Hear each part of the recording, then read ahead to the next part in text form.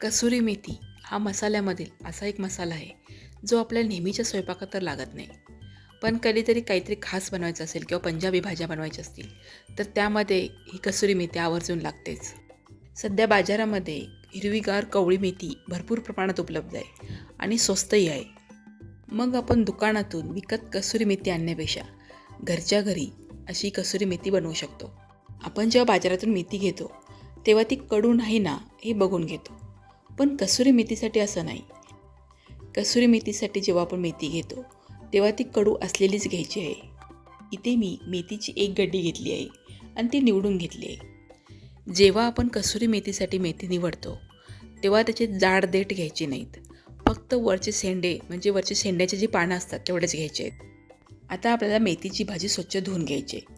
त्यासाठी मी डब्यामध्ये मेथीची भाजी घेतली आणि भाजी बुडेल इतपत पाणी घातलं. आता पाण्यामध्ये मेथीची भाजी 5 मिनटं अशीच ठेवून द्यायची. त्यामुळे पानांवरची धूळ कचरा सगळा निघून जाईल. 5 मिनिटांनंतर पाण्यामधली भाजी काढून घेतली आणि स्वच्छ पाण्याने पुन्हा एकदा धुवून घेतली. आता ही गाळणीमध्ये घेऊन एक 5 मिनिटांसाठी पाणी नितळायला ठेवून द्यायचं आहे. भाजीमधलं पाणी पूर्णपणे नितळलं ती थोडी कोरडी झाली की एखाद्या कापडावर पसरून घ्यायची. भाजी पसरवण्यासाठी शक्यतो सुती कापड घ्यायचं आणि सगळीकडे अशी पातळ भाजी पसरायची. आता ही भाजी घरामध्येच सावलीमध्ये 2 ते 3 दिवसासाठी छान वाळवून घ्यायची.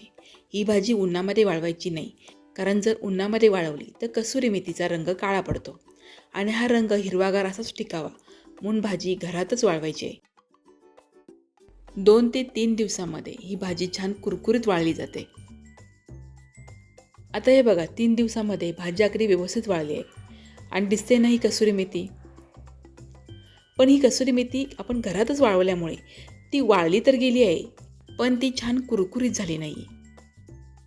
आणि जेव्हा आपण भाजीमध्ये ही कसुरी मेथी टाकतो तेव्हा ती आपल्याला कुस्करूनच टाकावी लागते, तरच तिचा स्वाद भाजीमध्ये उतरतो. त्यासाठी काय करायचं, एका कढईमध्ये ही कसुरी मेथी घ्यायची आणि मध्यम गॅसवर फक्त 2 ते 3 मिनिटांसाठी परतून घ्यायची. त्यामुळं काय होईल, ही कसुरी मेथी छान कुरकुरीतही होईल आणि ती खूप दिवस टिकण्यासाठी मदत होईल. ही कसुरी मेथी आपण खास करून पनीरच्या भाजीमध्ये किंवा पराठ्यांमध्ये वापरतो.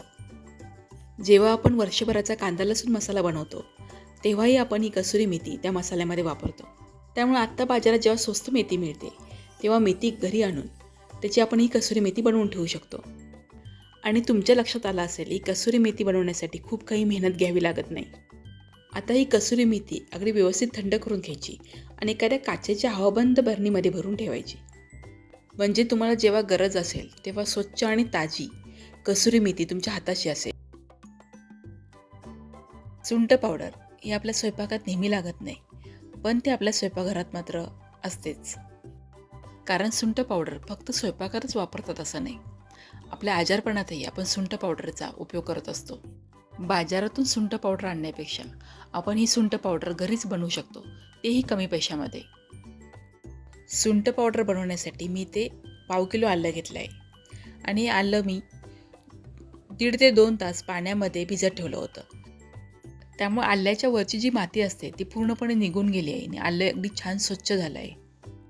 आता हे आलं छान पुसून किंवा थोडा वेळ कापडावर पसरून ठेवायचं, म्हणजे ते छान कोरडं करून घ्यायचं आणि त्याच्या वरचं जे साल आहे ते काढून घ्यायचं. आता हे आल्याचं साल आपण सोलण्याने काढू शकतो किंवा चाकूनेही काढू शकतो.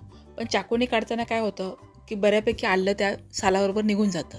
पण तुम्हाला जे सोपं वाटेल त्याप्रमाणे तुम्ही करू शकता. तर मी सगळं आलं छान सोलून घेतलं आहे आणि जे आल्याचं साल असतं ना ते टाकून द्यायचं नाही, ते चहामध्ये टाकायचं किंवा तुम्ही ते छान वाळवून घ्या आणि चहा पावडरच्या डब्यामध्ये ठेवून द्या. म्हणजे जेव्हा जेव्हा चहा बनवेल तेव्हा चहाला छान आल्याचा स्वाद येईल. आता हे आलं मी किसणीने किसून घेतलं आहे. तुम्हाला हवं असेल तर तुम्ही चॉपरनेही याचे बारीक तुकडे करू शकता. आता हा आल्याचा किस छान ताटामध्ये पसरून घ्यायचा आणि कडक उन्हामध्ये 2 दिवस वाळवायचा. आता या आल्याच्या किसाबरोबरच मी आल्याचं जे साल काढलं होतं तेही वाळवून घेणार आहे. आता बघा 2 दिवसामध्येच आल्याचा किस अगदी छान वाळला आहे. आता हा वाळलेला आल्याचा किस मिक्सरच्या छोट्या भांड्यामध्ये घ्यायचा आणि त्याची एकदम बारीक अशी पावडर बनवायची. आल्याचा किस अगदी छान वाळलेला असल्यामुळं याची पावडर बनण्यासाठी जास्त वेळ लागत नाही. आता ही आल्याची पावडर आपल्याला बारीक चाळणीने चाळून घ्यायची आहे. आता ही पावडर 2 वेळा चाळणीने चाळून घ्या, म्हणजे आपल्याला एकदम बारीक अशी सुंठ पावडर मिळेल. बऱ्याचशाच गोड पदार्थामध्ये आपण सुंठ पावडर वापरतो. काही वेळा पुरणपोळीमध्ये सुद्धा सुंठ पावडर वापरतात. आणि जर सर्दी खोकला झाला असेल तर ही पाव चमचा सुंठ पावडर मधामध्ये मिसळून त्याचं चाटण केल्यास घशाला आराम मिळतो. आता ही सुंठ पावडर तयार आहे. आता ही काचेच्या कोरड्या हवाबंद बरणीमध्ये भरून ठेवायची, म्हणजे 6 महिने छान टिकते.